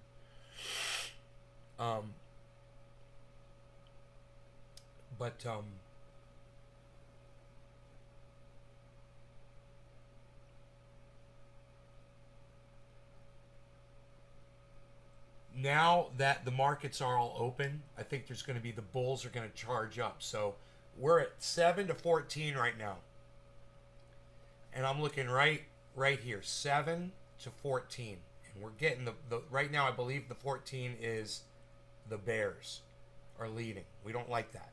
We want this number to be higher. That will sustain growth upwards, I believe. I'm not 100% sure about that. But I need to find out all of that completely. And when I do, I'll let you all know. 39.64 is where Ethereum is.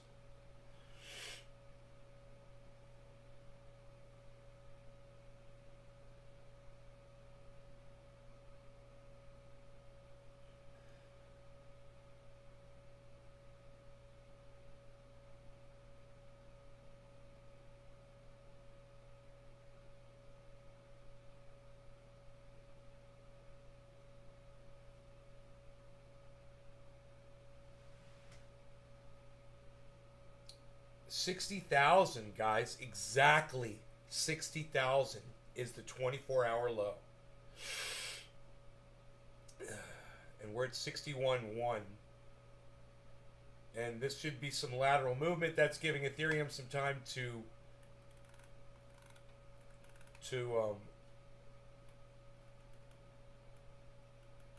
recover. We're on the 1 minute chart again. We've got a drop in value, a drop in volume, guys. Here we go. We're about to get a yellow marker on Bitcoin.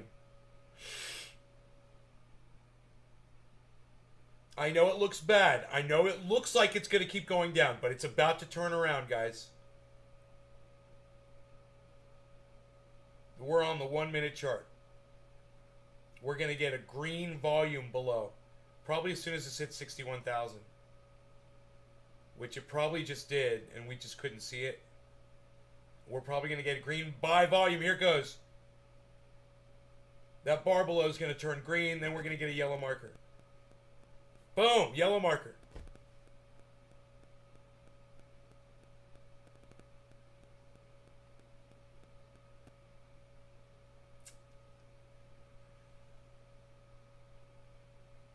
Ooh, look, it's flashing like to say, yay, he got it, he got it.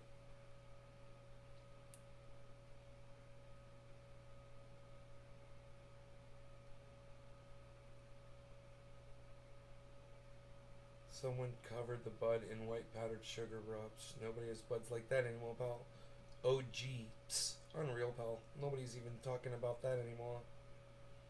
Are we gonna even go up to $61,200? Nobody's even doing $61,200 anymore, pal. What, are you gonna go over $61,200, pal? Nobody's even trying to go over $61,200 anymore. What are you even doing, Bitcoin? What, are you trying to do $61,200, Bitcoin? What are you doing? What, are you showing a green marker there, Bitcoin? What are you doing? Nobody's even doing it like that, pal. What, are you going over 200? What are you doing, $200 there, Bitcoin? What are you doing?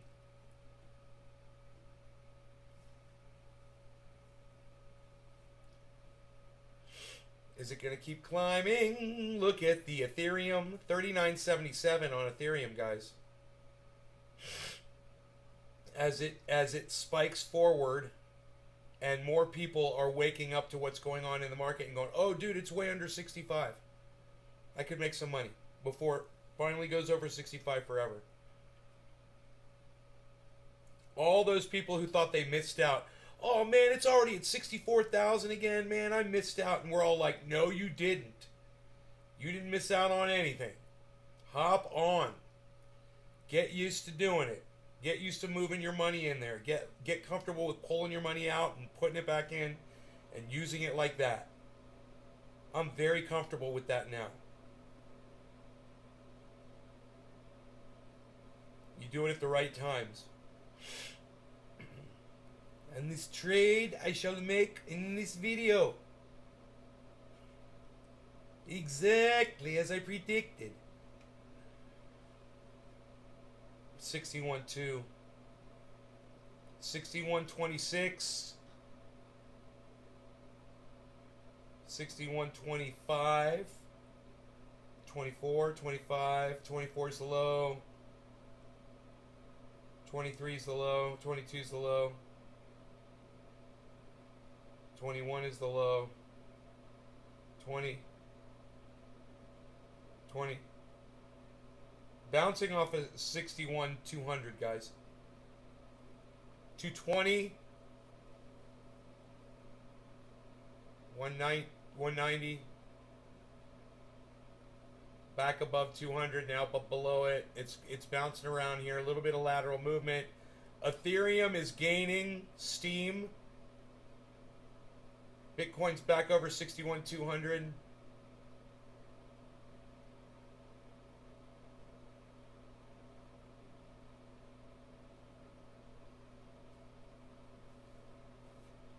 Let's see if we have a pattern forming.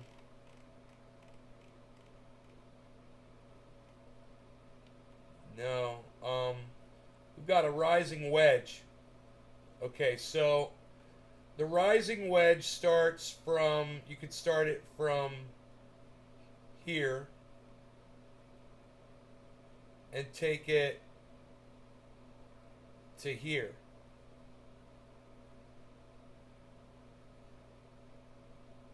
And then take this to here, which closes. That rising wedge closed, it broke out and it broke downwards. So now we're starting a whole new pattern. So none of this really matters now. It's probably not going to mean anything. And now we're going to start a whole new pattern and see which way it's going. So I have a feeling upwards. That's my guess because of the time of day and the week, the day and the week that it is. And it's later in the month, so not a good money day for a lot of people, but we'll see how much money people have left to play with, or we'll see people catch on like me and they're like, hey, I could make some money real quick here. You know, let me just, you know, flip a couple coins real quick and ride the waves. I'm gonna surf the coins, bro. He's surfing the hey, I'm surfing the coins. I'm surfing the coins. I'm surfing the coins. What do you want here? Look at me.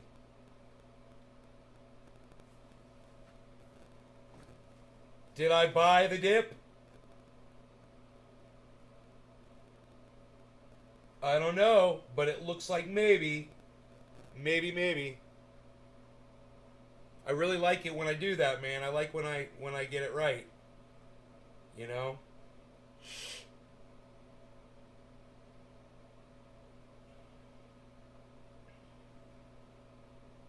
That's the overall recovery right there on the 24-hour chart I was just showing you.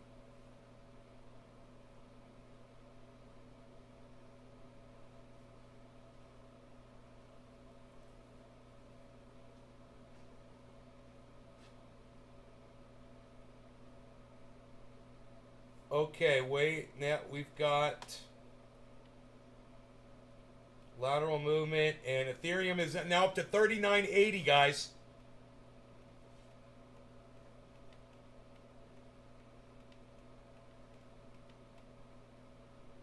We have another rising wedge pattern. Oh man, wait.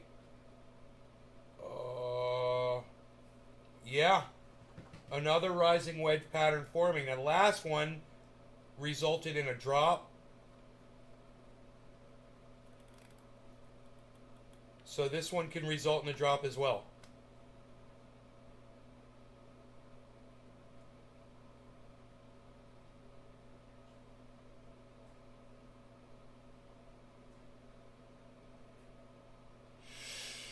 It's got to go lateral for a couple of minutes, and then it breaks out of that pattern, most likely.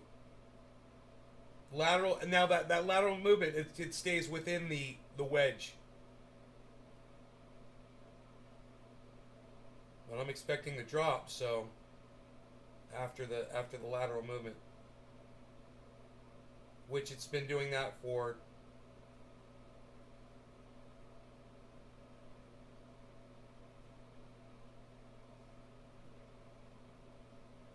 You know, if you don't count the dip and recovery, 10 minutes. Hey, Beazle, you ready to go outside, buddy?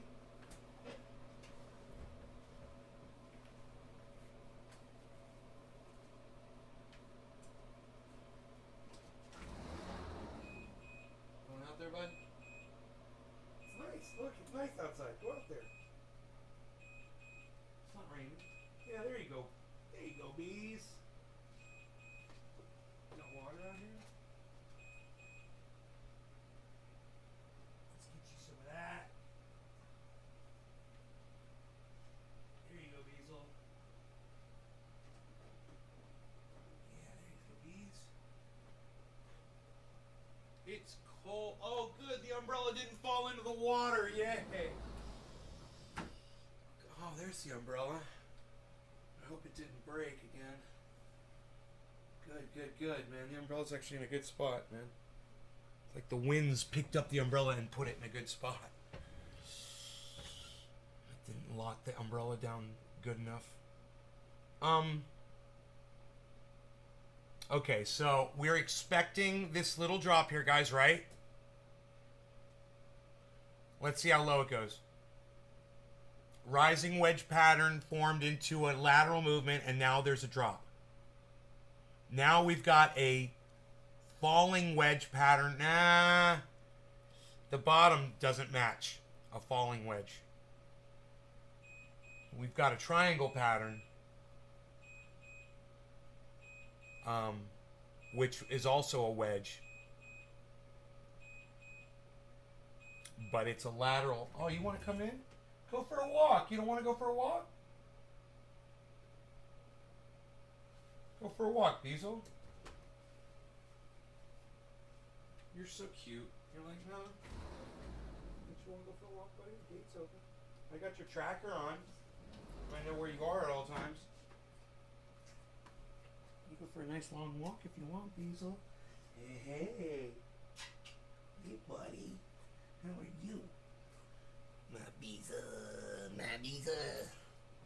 75. It's 48 degrees outside. It's and wet. It's the sun's coming out, but it's freaking freezing.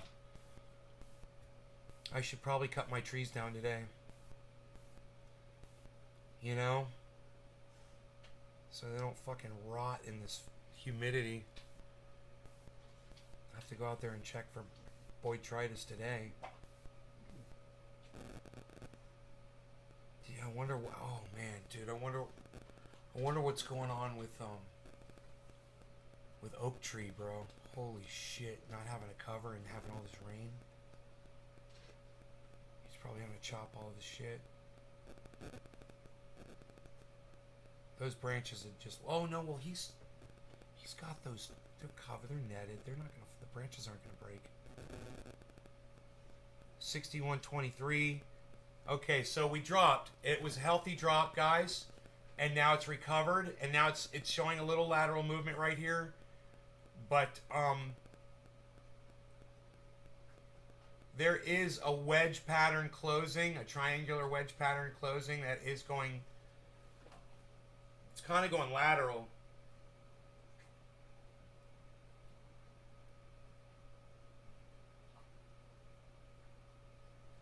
I use the wicks. I wonder if I shouldn't be when I do this, you know? That might help if I learn whether or not when I'm drawing these patterns, whether or not to use the wicks or not, or ignore them as outliers. No, I think they're not outliers. I think you have to keep that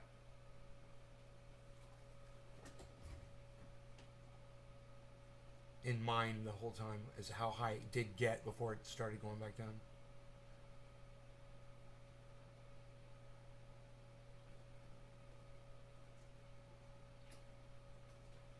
$7.6 to 12.2.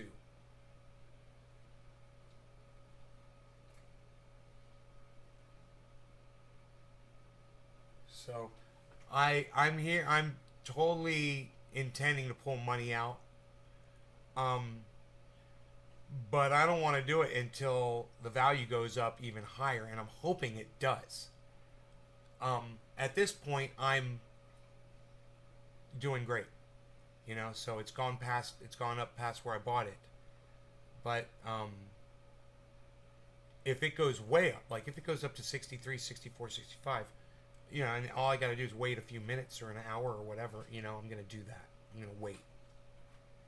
And I'm just going to take it. I'm just going to go right back into my bank account with it. You ready now, buddy? You ready now, big head Beazle? There you go, Bees. Go for a walk, buddy. Not interested. Not interested. What, you want some food before you go for a walk?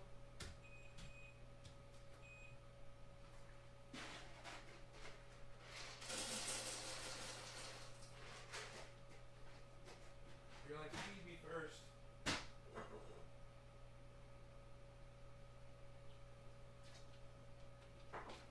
There you go, Bees.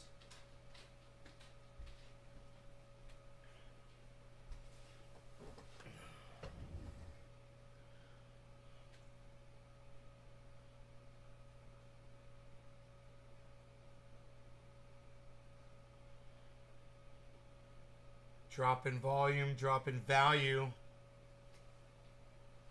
About to go upwards. There's a yellow marker. There should be a second yellow marker. Here we go. Here we go. Second yellow marker.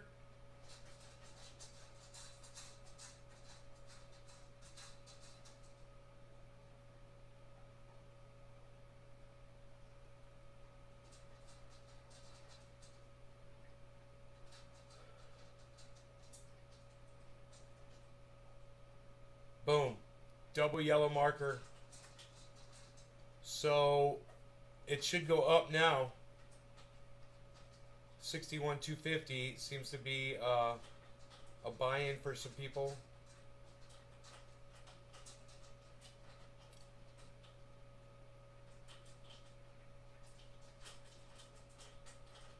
There it is, 250, 260, 270, 280, 290, 300, guys, 61,300.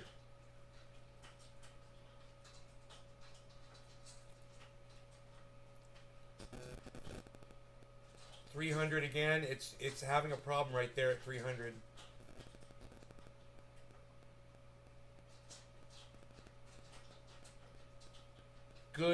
good volume though.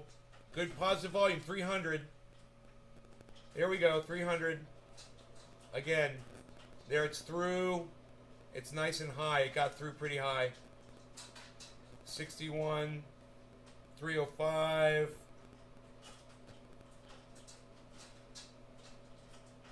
61, 301. Here we go. Here we go.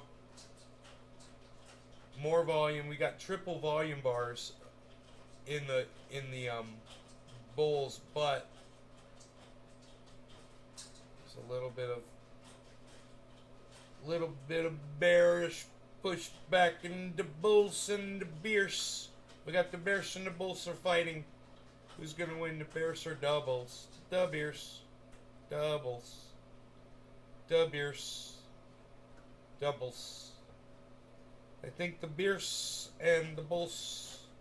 The bears and the bulls are very good teams.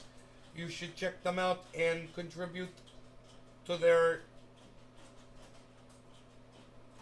audience by tuning in and watching the Bears or the Bulls.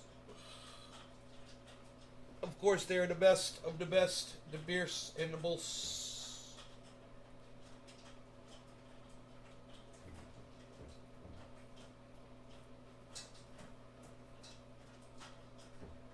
$300. It's having a problem at this 300 mark, and I'm surprised.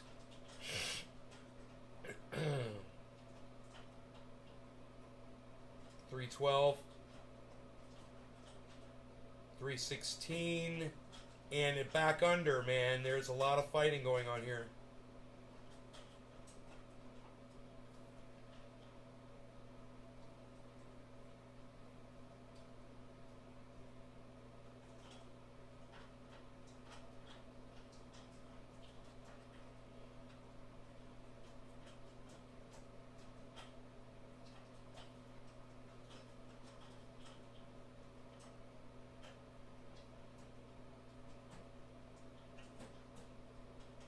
$325. That's good. $325. It got up to. It's trying.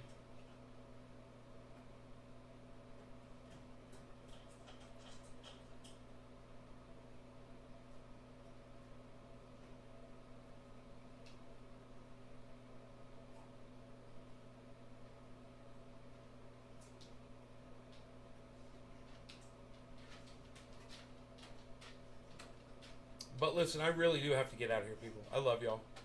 Take care. I think Rogi's finally ready to go outside. All right. Hey, 61,300, man. I think it's going to keep going. All right. Love y'all. I'll see you this afternoon around 1 or 2 o'clock my time. That's in about 4 or 5 hours, something like that. Turn on your notifications and follow at Nays Garden on Twitter, please. At Nays Garden on Twitter.